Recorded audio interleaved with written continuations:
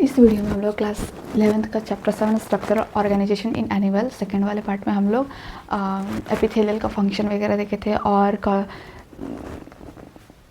Epithelium का भी classification हम लोग देखे थे। Simple squamous epithelium, columnar epithelium, cuboidal epithelium.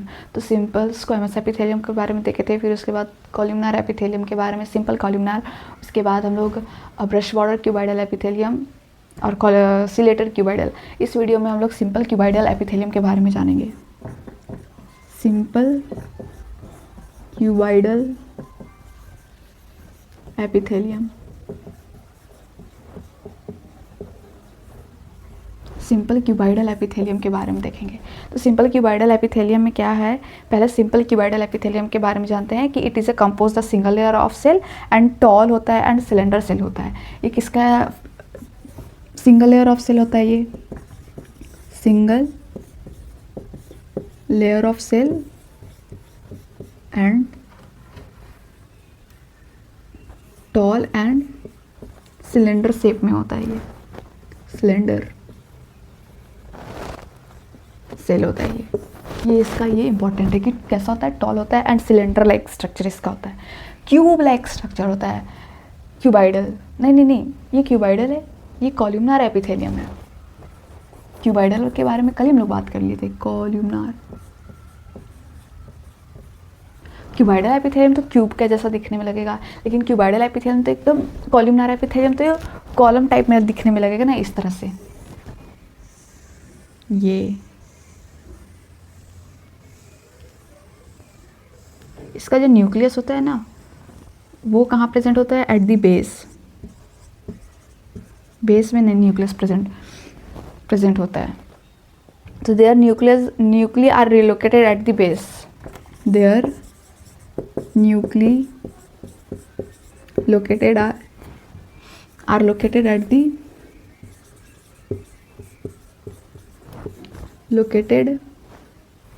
The base. ठीक है, ये बेस, इसका जो न्यूक्लियस होता है वो बेस में प्रेजेंट होता है। फिर उसके बाद जो फ्री सरफेस हैव अ मैक्रोविलाई। इसका ये सारा जो होता है ना, ये इसका क्या है? फ्री सरफेस है। एपिकल सरफेस इसको बोलते हैं।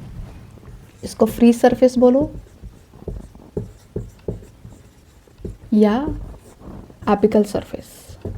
तो इसके जो फ्री सरफेस या एपिकल सरफेस है, इसके पास क्या होता है? मॉडिफिकेशन होता है। फ्री सरफेस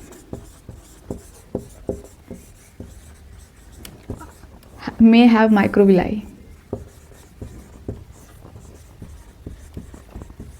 क्या होता है? माइक्रोविलाई प्रेजेंट होता है। में फंक्शन, इसका जो फंक्शन होता है सिक्रीशन एंड एब्जॉर्प्शन में भी इसका काम आता है। कॉलमनार जो भी क्यूबाइडल एपिथेलियम का भी जो था, सिंपल क्यूबाइडल या ब्रश मॉडल, वो उसका भी काम क्या था? फंक्शन क्या था? Secretion and absorption. और जो सिंपल कॉलमनार एपिथेलियम है, इसका भी क्या फंक्शन है? Secretion and absorption. फंक्शन क्या है इसका? सिक्रीशन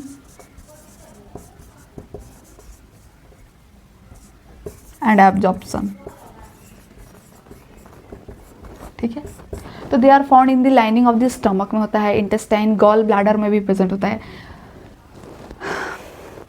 जीआई ट्रैक्ट होता है ना, स्टमक में जो प्रेजेंट होता है, गैस्ट्रो इंटेस्टाइन ट्रैक्ट, उसमें प्रेजेंट होता है। स्टमक में जो प्रेजेंट होता है, स्टमक में जो जीआई ट्रैक्ट होता है, मतलब गैस्ट्रो इंटेस्टाइन ट्रैक्ट, ये स्टमक में प्रेजेंट होता है। और ये सिंपल क्यूबाइडल कॉलमनार एपिथेलियम वहाँ प्रेजेंट होता है। तो ये located at the found in gall bladder में, स्टमक में। ठीक है, और lining of the stomach intestine में, इंटेस्टाइन ये पाया जाता है। फिर हम modification of the simple columnar के बारे में देखते हैं।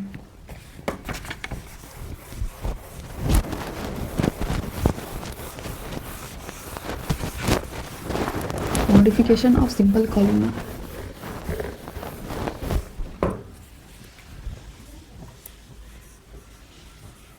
Modification of simple columnar. पहला इसका क्या है, brush border cuboidal epithelium, columnar epithelium.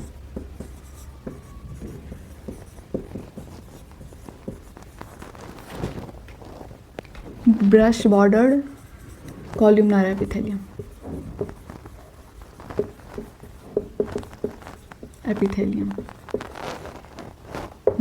तो ब्रश बॉर्डर जो एपिथेलियम होता है इसके ऊपर कैसा स्ट्रक्चर प्रेजेंट होता है। अब इसका हम स्ट्रक्चर देखते हैं कि इसका शेप कैसा होता है। ये हमारा बेसमेंट मेम्ब्रेन हो गया और ये हमारा जो सेल है कॉल्यूमनार एपिथेलियम, इसके ऊपर इस तरह से स्ट्रक्चर प्रेजेंट होता है ब्रश बॉर्डर क्यूबाइडल एपिथेलियम में।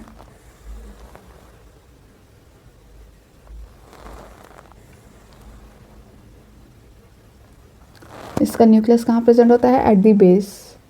तो ये हमारा, इसका क्या काम है, ये माइक्रोविलाई टाइप में नहीं, फिंगर लाइक प्रोजेक्शन विलाई। तो विलाई का क्या है, काम रहता है कि एब्जॉर्ब करने में मदद करता है। तो इसका काम क्या हुआ, फंक्शन इसका पहला क्या हुआ, function is secretion and absorption.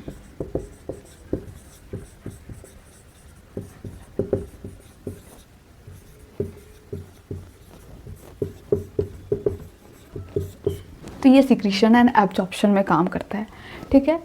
उसके बाद इसके बारे में और क्या लिखा हुआ है, ये प्रेजेंट कहाँ होता है, it is found in the small intestine, it is found in small intestine.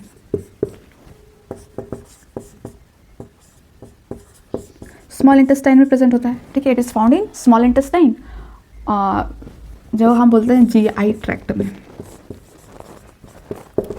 ठीक है। ये हो गया ब्रश बॉर्डर कॉल्यूमनार एपिथेलियम। उसके बाद हमारा दूसरा आता है ciliated columnar.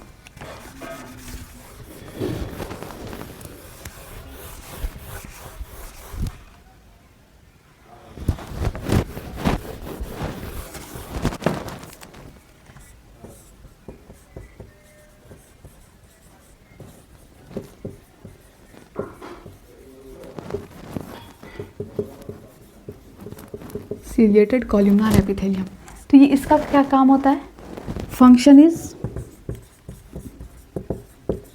Movement of help in movement,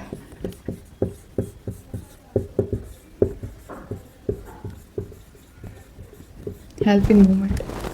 ये ऐसे हो गया, इसका स्ट्रक्चर हम बनाते हैं, इसका भी स्ट्रक्चर तो ऐसे ही होगा ना।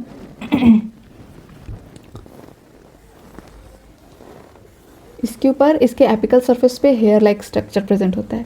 सीलिया का क्या काम है कि ये मूवमेंट, कोई भी सब्सटेंस है, कोई भी डस्ट पार्टिकल है, तो ये मूवमेंट करवाने में मदद करता है। तो इस तरह से इसके ऊपर ये प्रेजेंट होता है हेयर लाइक स्ट्रक्चर।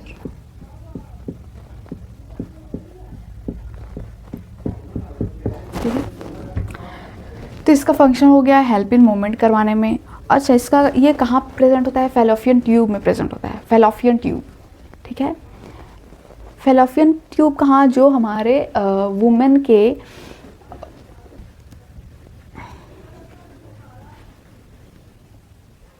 तो वुमेन फीमेल का जो रिप्रोडक्टिव पार्ट होता है वो फेलोपियन ट्यूब में, उसका जो लाइनिंग होता है, इस टिश्यू का लाइनिंग किया हुआ रहता है फेलोपियन ट्यूब। और क्यूबाइडल एपिथेलियम को हम लोग जर्मिनल एपिथेलियम बोलते हैं, जो सेक्स ऑर्गन में प्रेजेंट होता है क्यूबाइडल एपिथेलियम। और ये टेस्टिस एंड ओवरी में प्रेजेंट होता है, ये सेल मतलब ये टिश्यू प्रेजेंट होता है। और जो हमारा फेलोपियन ट्यूब है, उस फेलोपियन ट्यूब में हमारा सीलिएटेड कॉल्यूमनार एपिथेलियम प्रेजेंट होता है, फाउंड इन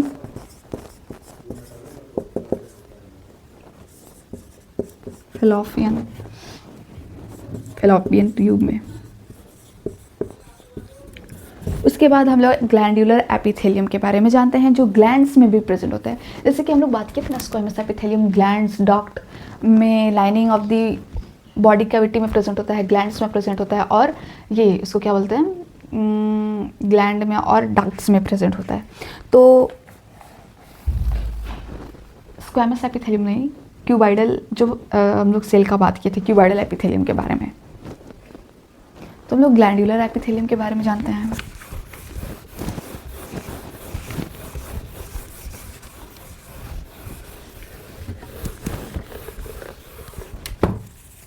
ग्लैंड्यूलर एपिथेलियम।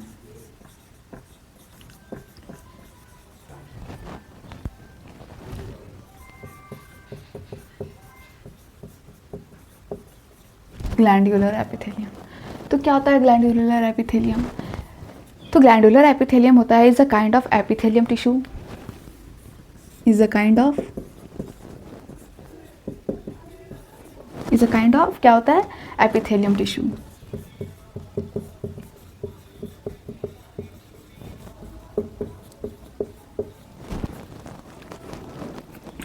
तो ये produce and release variety of secretory products. तो ये ग्लैंड्यूलर जो होता है वो ग्लैंड सीक्रेट करता होगा। तो ग्लैंड्यूलर एपिथेलियम है तो ये इसका नाम से ही पता चल रहा है कि ये ग्लैंड सीक्रेट करता है। तो इट प्रोड्यूस और सीक्रेट, ठीक है ना, प्रोड्यूस या release a variety of secretory products. तो दैट प्रोड्यूसेस और सीक्रेट नहीं, दैट प्रोड्यूसेस या releases a variety of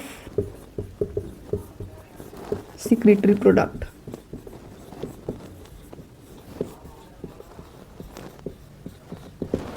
secretory product release करता है। तो जो कॉलमनर और जो क्यूबाइडल एपिथेलियम, ये दोनों एक तरह का क्या स्पेशलाइज्ड सेल है जो कि एक फॉर्म करता है ग्लैंडुलर एपिथेलियम। तो ये मदद करता है सीक्रेट कोई चीज़ सीक्रेट आउट करने में। एक तरह का ये क्या सेल है ना, तो सेल एक तो सिंगल लेयर ऑफ सेल है और ये ग्लैंड्स में डक्ट एंड ट्यूब्स में प्रेजेंट होता है ये टिश्यू, जो हम जिस टिश्यू का बात कर रहे हैं। तो एक तरह से ये क्या मदद करता है ग्लैंडुलर एपिथेलियम में एक तरह की स्पेशलाइज्ड है फॉर सिक्रीशन के लिए। तो some of the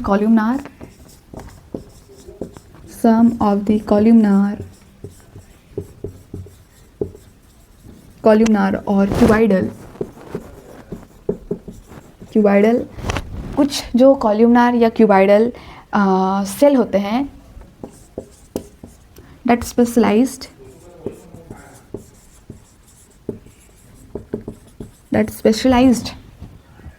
for the secretion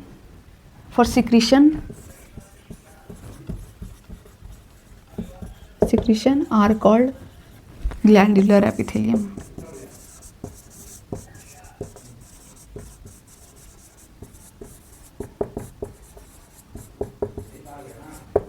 ठीक है, तो कुछ जो कॉल्यूमनार या क्यूबाइडल सेल होते हैं, ठीक है, ये एक तरह के स्पेशलाइज्ड सेल हैं फॉर द सिक्रीशन के लिए। क्या ग्लैंडुलर एपिथेलियम को एक तरह का ये क्या बनाता है, ग्लैंडुलर एपिथेलियम बनाता है, ये दोनों मिलके। तो एक तरह का ये क्या एक स्पेशलाइज्ड सेल है, टिश्यू है ग्लैंडुलर एपिथेलियम। ठीक है, उसके बाद हमारा आता है on the basis of the pouring of their secretion glands are divided into two categories, namely exocrine and the endocrine. तो अब इसके बेसिस पे जो चीज़ सिक्रीट आउट होता है, जो चीज़ बाहर निकलता है, पावरिंग ऑफ देयर सिक्रेशन, पोर होता है, सिक्रीट होता है, निकलता है, तो वो जो ग्लैंड्स निकलता है वो और सिक्रीट आउट होता है। तो दो तरह में इसको डिवाइड किया हुआ है, दो कैटेगरी में है, एक exocrine and the endocrine.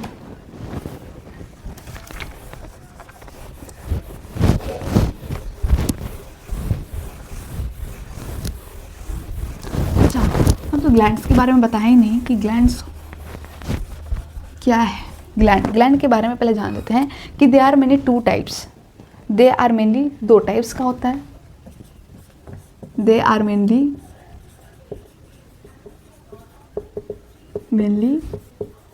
To types, दो टाइप्स का होता है। ठीक है, कौन कौन सा है? Unicellular consisting isolated glandular cell which is a goblet cell. जो गॉबलेट्स होता है वो सिंगल सेल से बना हुआ है। और मल्टी सेलुलर सेल्स भी होता है, कंसिस्ट क्लस्टर या सेल्स लाइब्रेरी ग्लैंड्स जैसे प्रेजेंट हो गया। ठीक है ना, तो दो तरह का होता है, एक unicellular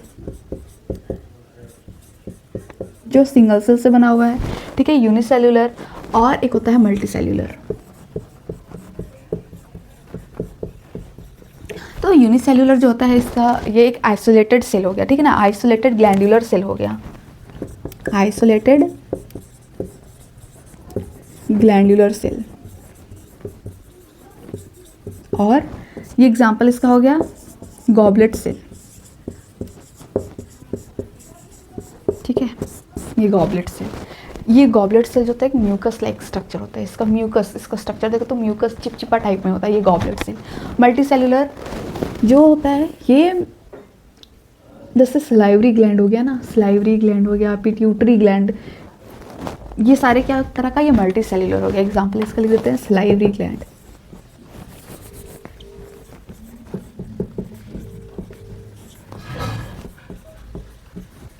consisting of the cluster, मतलब क्लस्टर गुच्छा टाइप में ये सेल प्रेजेंट होता है।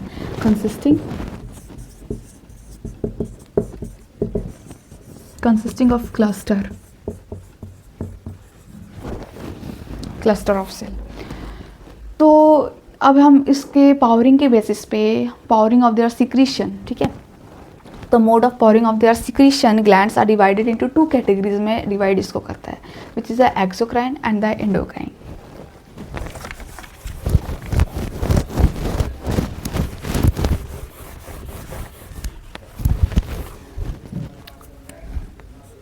Mode of pouring their secretion, pouring their secretion, जो सिक्रीशन पॉर होता है, तो ये ग्लैंड जो होता है वो किसके बेसिस पे है, mode of pouring their secretion. तो इसको जो डिवाइड किया जाता है वो 2 कैटेगरी में डिवाइड किया जाता है, which is the exocrine gland and endocrine gland.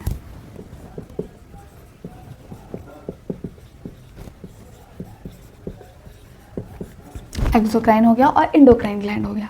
तो एक्सोक्राइन ग्लैंड किसको कहते हैं और इंडोक्राइन ग्लैंड किससे कहते हैं? तो एक्सोक्राइन ग्लैंड उसको कहते हैं जो सिक्रीट, म्यूकस सिक्रीट करता है, स्लाइवा सिक्रीट करता है, एयर वैक्स सिक्रीट करता है, oil, milk, digestive enzymes and their cell products. This products are release through the duct and tube. जो डक्ट या ट्यूब्स के थ्रू वो अपने आप को सिक्रीट करता है, ठीक है, इसको हम एक्सोक्राइन ग्लैंड कहते हैं। जो जिसमें डक्ट और ट्यूब का जरूरत ही नहीं हो, without a duct and tube, नहीं, release through duct and tube. Duct और ट्यूब्स के थ्रू वो कोई चीज़ भी, एक्सोक्राइन ग्लैंड्स जो होते हैं तो वो अपना सब्सटेंस जो भी सिक्रीट करता है तो वो डक्ट एंड ट्यूब्स के थ्रू सिक्रीट आउट करेगा, ठीक है, इसको हम एक्सोक्राइन ग्लैंड करेंगे। तो क्या इसको हम लिखेंगे कि सिक्रीट म्यूकस, क्या क्या सिक्रीट करता है? म्यूकस हो गया, सलाइवरी ग्लैंड हो गया, स्लाइवा हो गया, ईयर वैक्स हो गया, मिल्क हो गया, ऑयल हो गया। तो ऑयल को हम सीवेशियस ग्लैंड, जो सीबीएसएस ग्लैंड है वो ऑयल सिक्रीट करता है। मैमरी ग्लैंड होता है वो मिल्क सिक्रीट करता है। स्लाइवरी ग्लैंड क्या हो गया? स्लाइवा सिक्रीट करता है, ठीक है। गॉबलेट सेल जो होता है ना, म्यूकस, ये तो हो गया हमारा क्या, ये तो इस तरह से ना मल्टी सेलुलर सेल हो गया ये। तो ये सारा क्या, एक तरह का एक्सोक्राइन ग्लैंड हो गया, ठीक है। डाइजेस्टिव एंजाइम्स में भी कुछ कुछ प्रोडक्ट है जो सिक्रीट आउट होता है, तो ये रिलीज जो करता है, release through the duct and tube के through. It release through duct and tube, duct and tube के थ्रू ये कोई चीज़ भी सिक्रेट आउट करेगा, ठीक है। फिर आता है इंडोक्राइन ग्लैंड। तो इंडोक्राइन जो होता है वो क्या क्या सिक्रेट करता है? अच्छा, जैसे हम लोग इंडोक्राइन ग्लैंड का बात करें तो वो एक्सोक्राइन जो नहीं एंडोक्राइन जो होता है do not have a duct. इसमें कोई चीज़ भी सिक्रेट हो रहा है तो डक्ट एंड ट्यूब के थ्रू हो रहा है, बट ये जो सिक्रेट करेगा endocrine gland do not have a duct और any tube, do not have any duct और ट्यूब।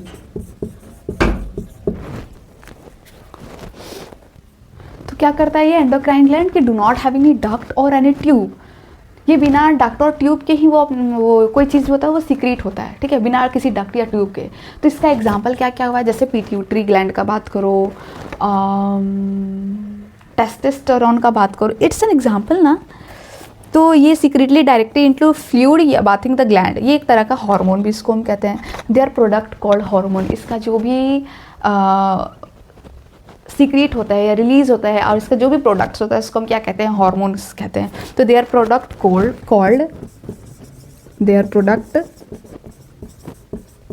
Called hormone. हार्मोन कहते हैं इसके हर प्रोडक्ट्स को। तो ये क्या करता है, are secreted directly into the, are secreted directly into क्या, fluid bathing the gland, bathing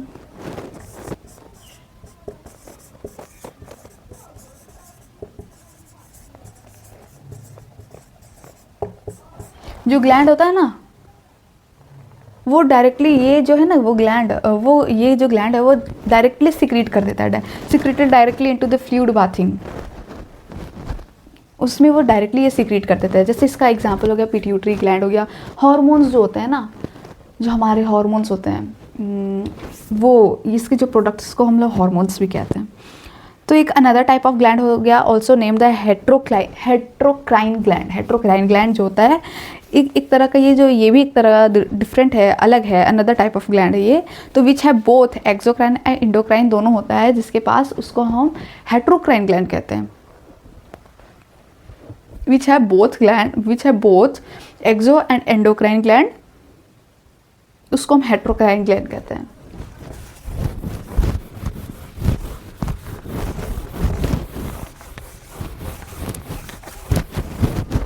which have both gland present,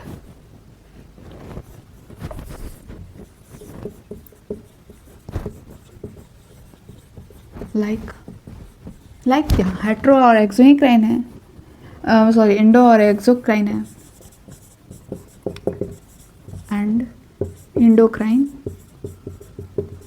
तो which have both gland present like exocrine and endocrine, तो इसी को हम क्या कहते हैं,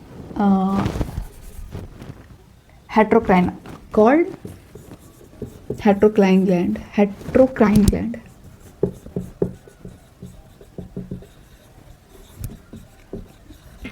हेट्रोक्राइन ग्लैंड,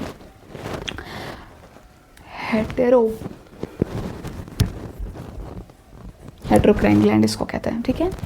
उसके बाद एग्जाम्पल में हम लोग लेते हैं, जैसे लाइक पैनक्रिया का हम बात करें तो पैनक्रियाटिक जूस भी सीक्रेट करता है, ठीक है ना। वो डाइजेस्टिव एंजाइम्स में जो आता है ना, डाइजेस्टिव एंजाइम्स में जो हम लोग बोलते हैं गैस्ट्रिक जूस, जो पेप्सिन, HCl और पैनक्रियाटिक जूस है ना। और कौन सा एक जूस होता है, बाइल जूस, पैनक्रियाटिक जूस। तो एक तरह का क्या, एक डाइजेस्टिव एंजाइम्स है, तो एक वो क्या हो गया एक्सोक्राइन ग्लैंड।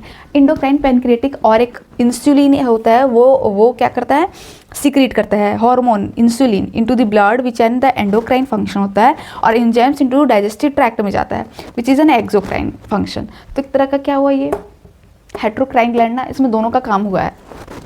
तो कॉल्ड हेट्रोक्राइन, तो एग्जाम्पल में हम लेते हैं कि पैनक्रियाज, जो पैनक्रिया होता है, ठीक है, pancreas because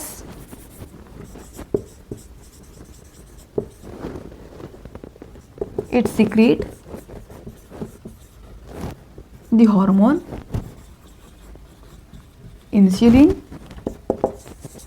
insulin hormone secrete करता है इनटू द ब्लड में, ठीक है। तो which is an endocrine gland.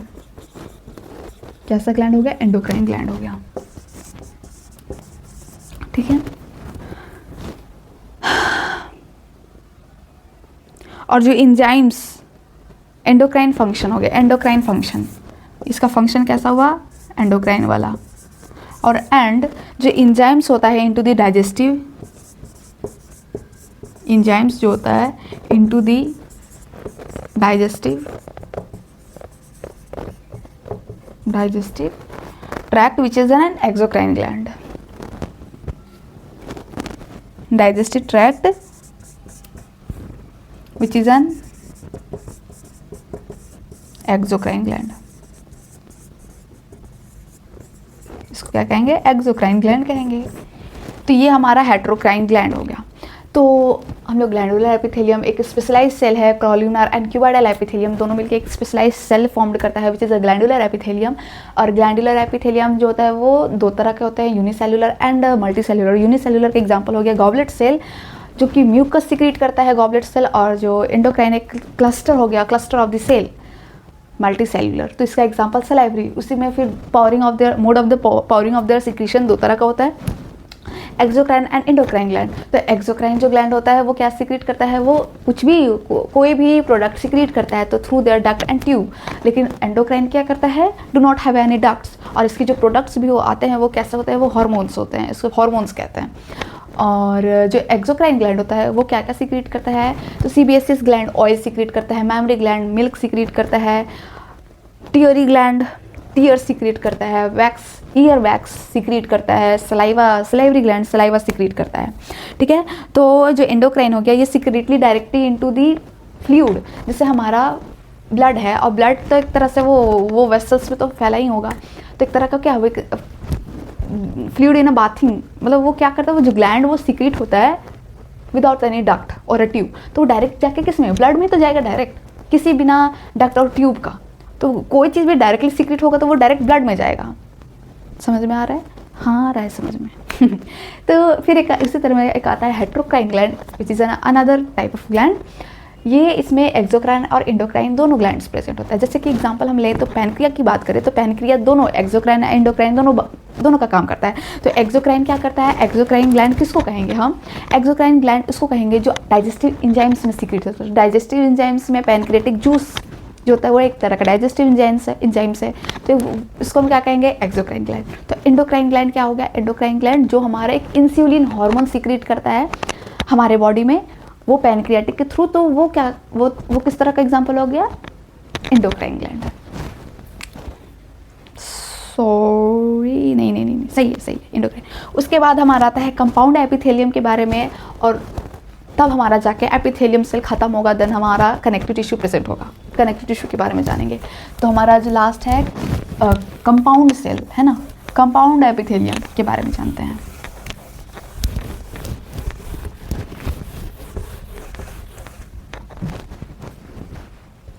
तो कंपाउंड एपिथेलियम के बारे में हम देखते हैं। Compound epithelium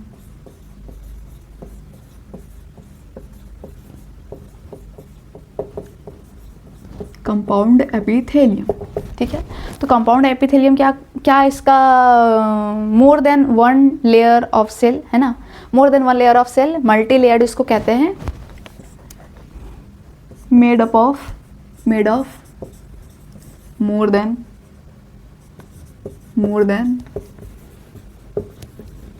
one layer of cell, एक से ज़्यादा ही इसका लेयर होता है, इसको मल्टी सेल्यूलर बोलते हैं, मल्टी लेयर्ड ऑफ सेल कहते हैं, मल्टी लेयर्ड ऑफ सेल।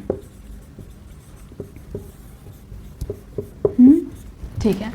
तो इसका मेन फंक्शन क्या है, प्रोटेक्टिव ऑफ आवर स्किन, हमारे स्किन का प्रोटेक्शन करना हमारा किसका काम है, कंपाउंड एपिथेलियम का। तो फंक्शन प्रोटेक्ट आवर स्किन, हाँ स्किन को बचाता है against any chemical and mechanical stress से। तो क्या करता है, ये प्रोटेक्शन देने में मदद करता है, प्रोटेक्ट आवर स्किन किसके अगेंस्ट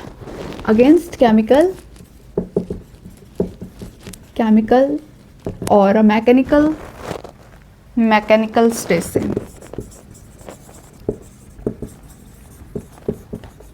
केमिकल और मैकेनिकल स्ट्रेस से ये मदद करता है। तो इसका फंक्शन है हमारे कंपाउंड एपिथेलियम का, ठीक है। The cover of the dry surface of the skin and moist surface of the buccal cavity. अच्छा, ये कवर करने में भी मदद करता है dry surface and the moist surface को। It also help in, it's a cover करने में dry surface and the moist surface को। तो ये क्या करता है, they cover dry surface and moist surface and dry surface को करने में मदद, मतलब ये कवर करने में मदद करता है ये। तो जैसे हो गया हमारा बकल कैविटी हो गया, फेरिंग्स हो गया, हमारा डक्ट ऑफ सैलिवरी ग्लैंड्स हो गया, पैनक्रियाटिक डक्ट हो गया। अच्छा, ड्राई सरफेस कहाँ होता है? Dry surface, it's a dry surface, हमारा यहाँ पे सूखा सरफेस है। यदि हम lining of the buccal cavity की बात करें तो यहाँ पे मॉइस्ट है, गीला गीला सा है। इसके पीछे भी रीज़न है क्यों गीला गीला सा है। तो they cover dry surface and moist surface. Like example हो गया हमारा बकल कैविटी हो गया,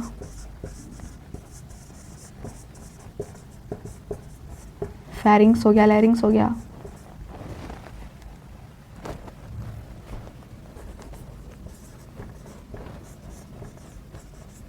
ठीक है, इनर लाइन और lining of duct of salivary gland, salivary gland, हाँ, duct of lining,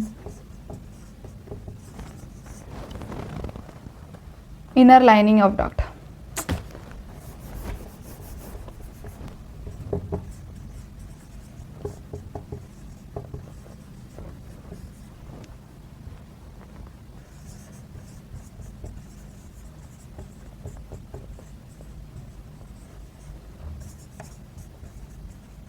salivary gland, ठीक है, इनर लाइनिंग ऑफ डक्ट और सलाइवरी ग्लैंड में। तो ये जो ड्राई सरफेस होता है ना, इसमें केराटिन प्रोटीन डिपॉजिट होता है, इसकी वजह से हमारा जो स्किन होता है वो ड्राई होता है। केराटिन प्रोटीन डिपॉजिट होता है, केराटिन प्रोटीन डिपॉजिट होता है। और जहाँ यदि हम मान के चले हमारी क्या स्किन है, हमारा स्किन क्या है, ड्राई सरफेस है, तो ड्राई सरफेस जहाँ प्रेजेंट हो, ठीक है ना, हमारे ये तो ड्राई सरफेस पे केराटिन प्रोटीन डिपॉजिट होने की वजह से हमारा स्किन ड्राई होता है, और जहाँ पे नॉन केराटिन हो वहाँ पे मॉइस्ट सरफेस होगा। तो ड्राई सरफेस का रीज़न क्या है कि वहाँ पे केराटिन प्रोटीन डिपॉजिट होता है, इसलिए हमारा स्किन ड्राई होता है। और मॉइस्ट सरफेस की ये क्या करता है, नॉन केराटिन प्रोटीन डिपॉजिट होता है, मतलब नहीं होता है, इसकी वजह से वो मॉइस्ट होता है, गीला गीला सा होता है बकल कैविटी। और ड्राई सरफेस कौन कौन सा हो गया, हमारा स्किन हो गया, हमारा फेस पे जो ये हो गया ड्राई स्किन तो है। उसके बाद हम लोग जानते हैं cell junction. What is the cell junction? Cell junction क्या होता है? हम लोग सेल जंक्शन में देखते हैं क्या होता है सेल जंक्शन। यदि एक सेल दूसरे सेल से है साथ में तो क्या कारण है? क्या कारण है? यदि कोई ये सेल है और ये दूसरा सेल यदि एक दूसरे से वो एक अटैच है, टुगेदर एक साथ है, तो क्या कारण है? बोलते हैं ना कि the tissue are the compactly packed, नहीं, एपिथेलियम शेल जो होता है वो कॉम्पैक्टली पैक्ड होते हैं, लिटिल इंटरसेलुलर मैट्रिक्स प्रेजेंट होता है। तो क्या कारण है वो कॉम्पैक्टली पैक्ड कैसे होते हैं? क्योंकि सेल जंक्शन। द रीज़न है कि इसका सेल जंक्शन है, सेल जंक्शन के वजह से एक सेल दूसरे सेल से अटैच होता है, टुगेदर एक साथ होता है। तो क्या होता है सेल जंक्शन? ऑल सेल्स इन एपिथेलियम, ऑल सेल, जितना भी सेल होता है, ऑल सेल इन एपिथेलियम, वो क्या होता है? All cell epithelium are held together,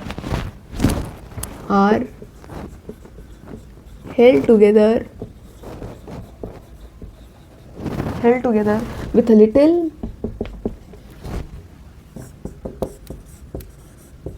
intercellular matrix present होते हैं। स्पेस भी कम होता है ना, मटेरियल बोलो या मैट्रिक्स बोलो, तो क्या होता है? दे नियरली ऑल एनिमल टिश्यू में प्रेजेंट होता है। स्पेशलाइज्ड जंक्शन में मदद काम करता है। हम जंक्शन मतलब वो स्पेस होता है ना, जंक्शन, तो एक दूसरे को अटैच करने में मदद करता है ये cell junction. And provide the both structural and functional links between the an individual cells के बीच में, हर एक सेल्स के बीच में एक लिंक, एक कनेक्शन बना के रखता है सेल्स में। तो पहला जो हमारा होता है सेल, उसका cell junction which is a adhering junction. Adhering junction क्या होता है भाई? अधेरिंग जंक्शन क्या होता है? तो perform cementing to keep neighbouring of cell together. Perform cementing करने में मदद करता है।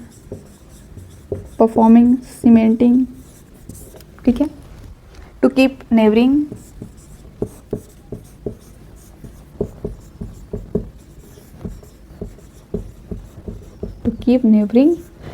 नेबर वाले जो सेल्स होते हैं वो सेल्स को एक साथ रखने में मदद करता है। To keep neighbouring cells together. तो क्या परफॉर्म करता है, सीमेंटिंग करने में मदद करता है। जैसे ये सेल, जैसे हम एग्जांपल ले, एक ईटा को दूसरी ईटा से कैसे अटैच करके रहता है, एक ईटा दूसरी ईटा कैसे अटैच रहता है, उसके बीच में सीमेंट डाला जाता है ना, तो वो सीमेंट ही क्या है, हमारा अधेरिंग जंक्शन है। वो सीमेंट जो होता है, जो एक ईटा को दूसरी ईटा को सीमेंट लगा के रखता है, वो सीमेंट क्या काम करता है, अधेयर, टू अटैच, स्टिक करके रखता है, चिपका के रखता है। तो वो सीमेंटिंग जो यहाँ पे वर्ड आया वो क्या है, एक अधेरिंग जंक्शन है जो एक सेल को दूसरे सेल से अटैच करके रखता है। इसका काम ही यही है। तो कीप नेबरिंग वाले सेल, जो नेबर वाला पड़ोसी वाला जो सेल है ना, उसको एक साथ रखने का काम करता है ये अधेरिंग जंक्शन। उसके बाद हमारा आता है tight junction, sorry gap junction.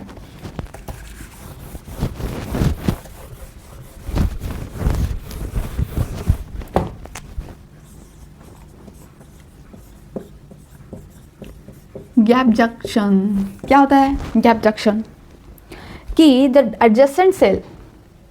adjacent cell from gap junction for intercellular communication and chemical exchange, these junction do not provide physical support। कोई physical support नहीं ये काम करता है, ये communicating में काम करता है, एक दूसरे से बातचीत करने में मदद करता है। कोई चीज़ आदान प्रदान करना हो तो कौन मदद करेगा, गैप जंक्शन मदद करेगा। गैप जंक्शन लिखते हैं, क्या बोल रहा है ये gap junction, the adjacent cell,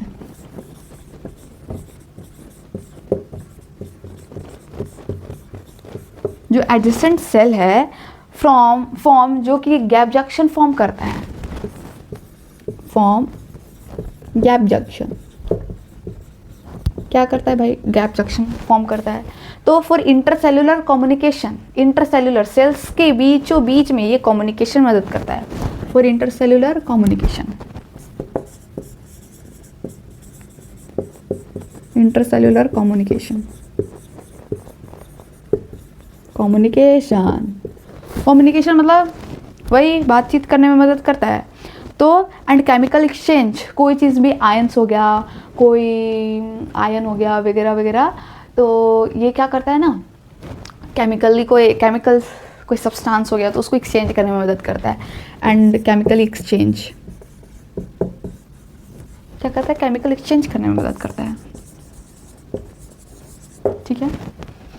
फिर these junction do not provide physical support, कोई ये फिजिकल सपोर्ट तुमको प्रोवाइड नहीं करेगा। इसका काम है बातचीत करना है, आयंस को एक्सचेंज करना है, कोई मॉलिक्यूलर सब्सटेंस, कोई मॉलिक्यूल्स है बड़ा या छोटा, उसको देने वाले लेन देन करने में मदद करता है कौन, गैप जंक्शन। तो ये दिया भी है गैप जंक्शन का क्या फैसिलिटेट है कि cell to communicate with each other by connecting the cytoplasm, जो साइटोप्लाज्म जो कनेक्ट होता है ना, उसके बीचों बीच ये वो कम्युनिकेशन करने में मदद करता है। तो क्या बोल रहा है ये जो गैप जंक्शन है, गैप जंक्शन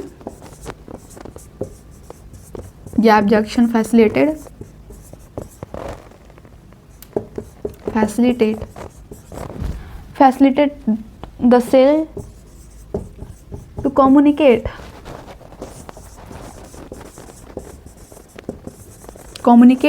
मतलब communication with each other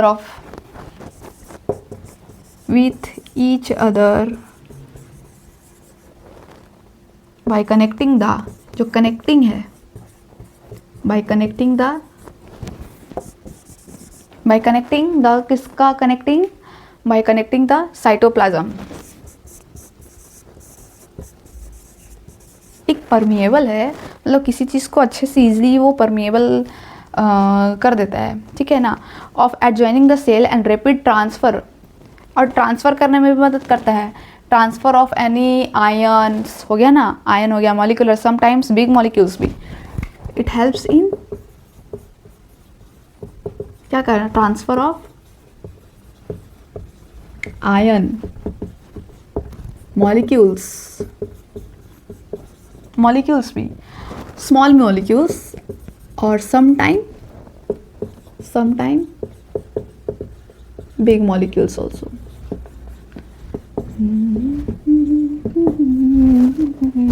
ये हो गया हमारा गैप जंक्शन का काम, कि गैप जंक्शन जो होता है ना वो क्या करता है, सेल को कम्युनिकेट करवाने में मदद करता है।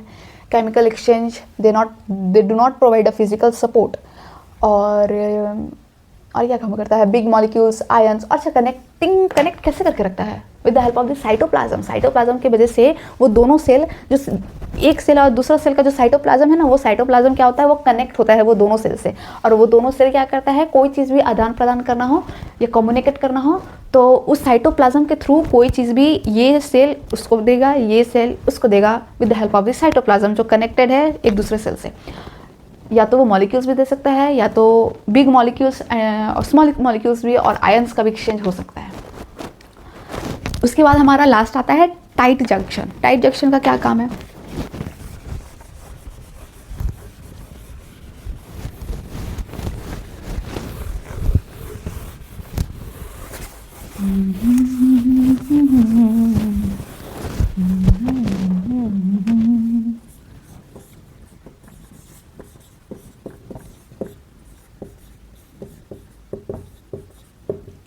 क्या है टाइट जंक्शन? तो the junction help to stop substances from leaking across a tissue. क्या बोल रही है? जो टाइट जंक्शन है हेल्प्स, क्या किसमें हेल्प करता है? To stop substance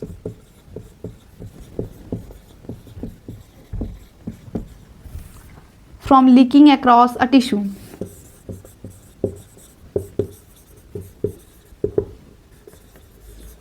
leaking across a tissue मतलब ये रोकने का मदद करता है ये टाइट जंक्शन। कोई चीज़ भी जो टिश्यू के अक्रॉस, वो जो टिश्यू है उसके अक्रॉस कोई चीज़ सब्सटेंस लीक हो रहा है तो वो क्या करेगा, वो टाइट जंक्शन क्या करेगा, उसको रोकने में मदद करेगा। ऐसा चीज़ रखेगा कि वो उससे रुक जाए, है ना, वो उससे क्या हो जाए, वो रुक जाए, ऐसा ऐसा सब्सटेंस कि वो लीक ना हो, कोई भी सब्सटेंस उस टिश्यू से लीक ना हो। The certain place the plasma membrane adjacent cell are tight packed even the fused together। Tightly packed होता है कोई भी प्लेसेस में, तो प्लाज्मा मेम्ब्रेन जो होता है एडजेसेंट सेल का तो आर टाइटली पैक्ड होता है इवन अ फ्यूज टुगेदर, एक साथ जो फ्यूज्ड होते हैं वो टुगेदर एक साथ। ये हमारा हुआ एपिथेलियम टिश्यू का टॉपिक ख़त्म। अगले वीडियो में हम कनेक्टिव टिश्यू को ख़त्म करेंगे।